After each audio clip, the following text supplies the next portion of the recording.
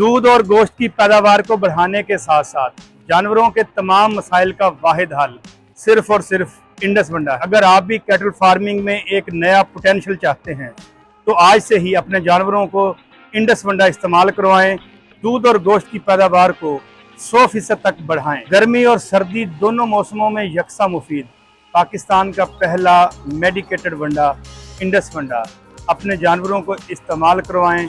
दूध और गोश्त की पैदावार को बढ़ाने के साथ साथ साड़ू जैसी बीमारियों से भी निजात पाएं। मार्केट में मौजूद लोकल और सस्ते वंडे दूध की पैदावार में कुछ हद तक इजाफा तो कर देते हैं मगर जानवर की सेहत को डाउन कर देते हैं।